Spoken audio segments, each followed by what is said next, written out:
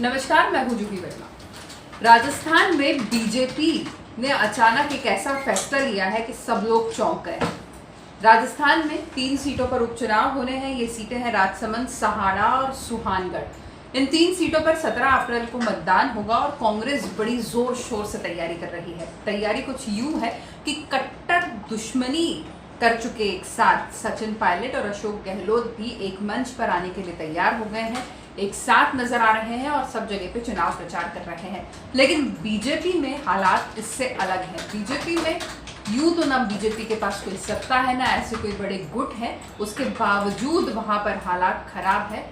Star प्रचारकों की सूची तैयार हुई और उसमें सबसे चौंकाने वाली बात यह हुई कि वसुंधरा राजे सिंधिया को उसमें जगह नहीं मिली। बीजेपी ने वसुंधरा को इन 3 सीटों पर उपचुनाव के लिए स्टार प्रचारक नहीं बनाया है, ना ही उनका इस्तेमाल किसी चुनाव प्रचार में होगा। आखिर ये फैसला लेने की जरूरत क्यों पड़ी? बीजेपी और वसुंधरा राजे के बीच तनातनी चल रही है, ये किसी से छिपी नहीं है। और ये तनातनी तभी से चल रही है जब कांग्रेस में सचिन पायलट ने बगावत की थी। उस वक्त वसुंधरा राजे अगर थोड़ा सा साथ देती, थोड़ी सी फ्लेक्सिबिलिटी दिखाती, तो शायद गहलोत सरकार गिर चुकी होती, सचिन पायलट बीजेपी के खेमे में होते और फिर राजस्थान में बीजेपी की सरकार बन सकती थी। लेकिन वसुंधरा अपने फैसलों पर रिजिड रही। वो एकदम खुलकर उन्होंने उस वक्त इतना एक्टिवली आगे नहीं आई कि बीजेपी उस पूरे घटनाक्रम का फायदा उठा पाती।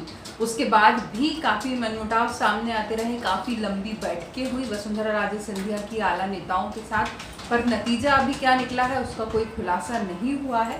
केंद्र की राजनीति में वसुंधरा राजे को जगह दे दी गई है, उन्हें उपाध्यक्ष बना दिया गया है और बीजेपी यही कहते हुए बच रही है कि अब उनके पास बड़े राष्ट्रीय स्तर के कामों पर उनका उपयोग किया जाएगा।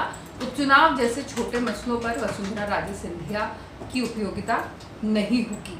तो ये क्या मैसेज बीजेपी देना चाह रही है? क्या बीजेपी को इस बात का डर है कि वसुंधरा अगर चुनाव प्रचार के लिए उतरती हैं तो उनके वो समर्थक जो बीजेपी से टूटकर अलग हो चुके हैं उन्हें ज्यादा फायदा होगा?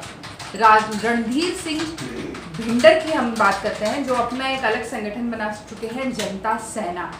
उन्होंने ये ऐलान कर दिया है कि जहां भी उपचुनाव है उन सीटों पर वो अपने किसी भी कार्यकर्ता को चुनाव में खड़ा कर सकते हैं। भिंडर वो शख्स हैं जो कट्टर वसुंधरा राजे समर्थक माने जाते रहे हैं। ऐसे में बीजेपी का ये डर साफ दिखाई देता है कि वसुंधरा राजे अगर वहां पर चुनाव प्रचार करने जाती है तो पार्टी सबोटैज का शिकार भी हो सकती है। शायद यही डर बीजेपी को सता रहा है। पर चुनाव विश्लेषकों का ये मानना है कि वसुंधरा की इस तरीके से अनदेखी बीजेपी के लिए फायदेमंद ना साबित होकर नुकसानदायी ही साबित होगी और ये नुकसान न सिर्फ उपचुनावों में बल्कि चुनाव में भी बीजेपी को उठाना पड़ सकता है। तो देखना ये है कि अब इसके बाद जो नुकसान होगा उसका डैमेज कंट्रोल करने के लिए क्या कदम उठाएगी बीजेपी। नमस्कार।